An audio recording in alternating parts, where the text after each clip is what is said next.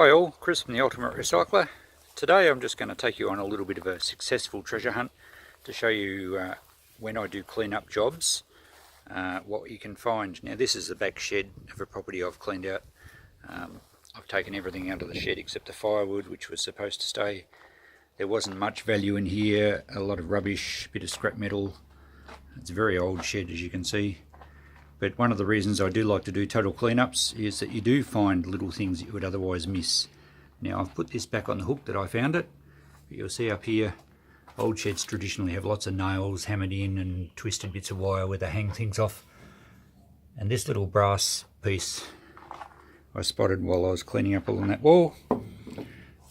And have a look at it there. It says Boyd and Head Shamrock Brewery. Now it's an early brass beer barrel bung or ferrule.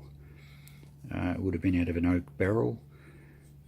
Pretty early. I did a quick check through Google, and it was they had a brewery. Boyd and Head had a brewery in Collingwood, and the Shamrock Brewery I think commenced, if I remember rightly, in 1874, and by 1907 it was taken over by Carlton United Breweries, one of the 7 Melbourne breweries I think that was incorporated.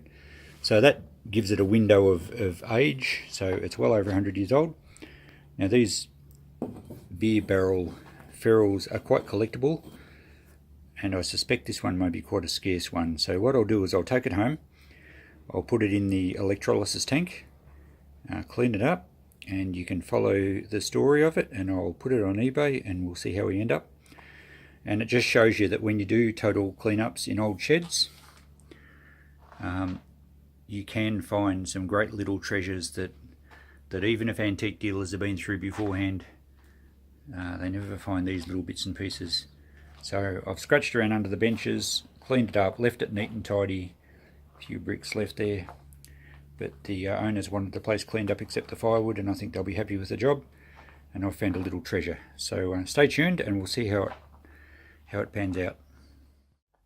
So here's my little electrolysis tank.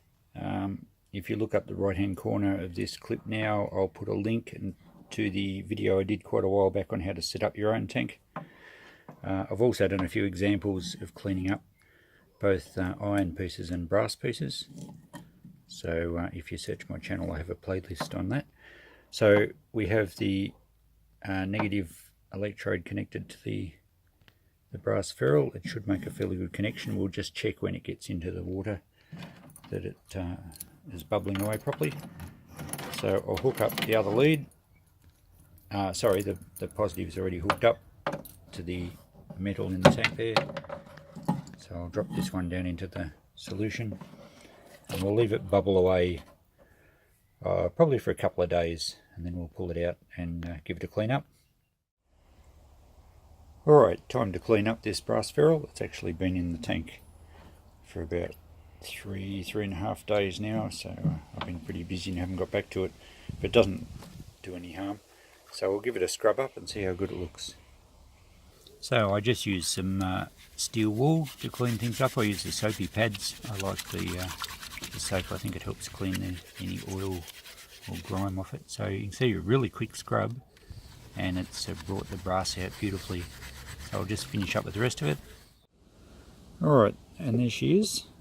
The beauty about the electrolysis cleaning is that it pulls all the gunk out of the little cavities, and it cleans the metal up very nicely without any abrasive cleaning, or like a buffer wheel or wire brush tends to remove the sharp edges of the metal. But the electrolysis just does a fantastic job, I think. So much easier to read than when we first found it. It's a nice example. It's not overly damaged, a bit worn, but then you consider the item's 120 odd years old. So next step is to throw it onto eBay and see if there's collectors for it. So here's my eBay listing. I've gone fishing on eBay looking for a $100 bid. Gone are the days when you can start things cheap, and with a small collector base for these things, you're better off looking for one bid. Here's my description, and I'll leave you with a few photos that I used for eBay. But there's a whole skill in using eBay properly, and I'll do some videos on that at some stage. But in this case, I was very successful, got my one bid, very happy with $100 for this item, and there you go, treasure hunting successful. Thanks for watching. I'll try and do some more of these treasure hunting videos and shed cleanups, so keep an eye on my channel.